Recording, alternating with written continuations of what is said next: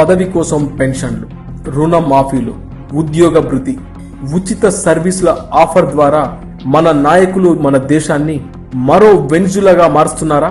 ఇప్పుడు అలాగే అనిపిస్తుంది. చిన్న చిన్న సెలయేళ్లు, నదులు, పచ్చటి ప్రకృతి, సముద్ర తీరాల్లో సమృద్ధిగా ఆయిల్. 1970లో వెనిజులా ప్రపంచపు 20వ ధనిక దేశాల్లో ఒకటి. ఓ నాయకుడు అధికారంలోకి రావడానికి కోసం ఎన్నికల సమయంలో ఖాళీగా ఇంట్లో కూర్చున్న వారికి, బీద కుటుంబాలకి నెల నెలా ధన సహాయం ప్రకటించాడు. గొప్పగా గెలిచాడు. దేశ ఐశ్వర్యం అందరికీ పంచాడు. తర్వాత ఎన్నికల్లో కార్మికుల, ఉద్యోగస్తుల జీతాలు 5 రెట్లు పెంచాడు. సింగిల్ పేరెంట్స్ ఆడవారికి అనూహ్యంగా కానుకలిచ్చాడు. 2008లో మళ్లీ ఎన్నికలు వచ్చాయి. ధర పెరగని రొట్టె ముక్క అని ప్రకటించి తిరిగి అధికారం సంపాదించుకున్నాడు. ప్రభుత్వం ప్రకటించిన ధరలకే రొట్టెలు, మిగతా నిత్యావసర వస్తువులు ఇవ్వలేక చాలా కంపెనీలు మూతపడిపోయాయి. అయినా ప్రెసిడెంట్ వెనక్కి తగ్గలేదు.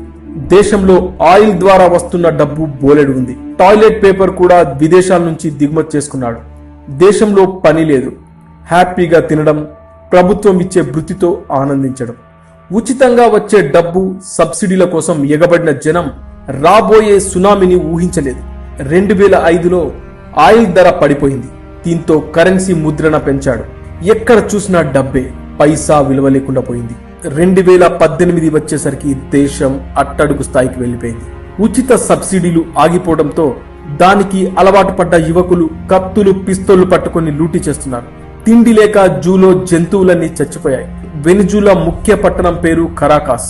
కరాకాస్ అంటే జంతువుల కలేబరం. ప్రతి ఏటా ఆ నగరంలోని ప్రతి 1,00,000 మంది జనాభాలో 20,000 మంది మర్డర్లకి గురవుతున్నారు. ప్రపంచంలో 10వ పెద్ద లంచగొండి దేశంగా మారిన వెనిజులా ప్రజెంట్ ప్రపంచపు అత్యంత ప్రమాదకరమైన రక్తపాత దేశాల లిస్టులో నెంబర్ 1 స్థానంలో ఉంది.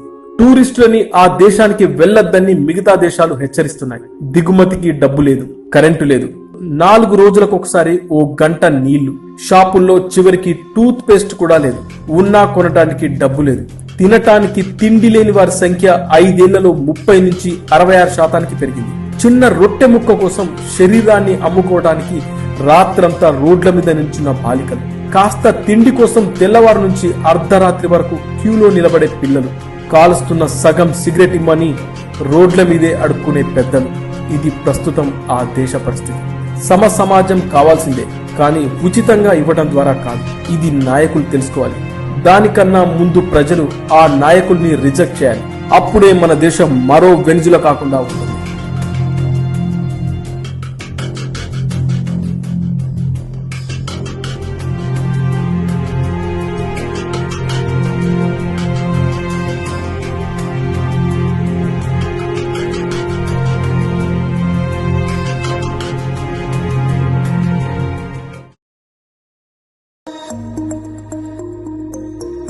Subscribe to our channel and press the bell icon for the latest updates.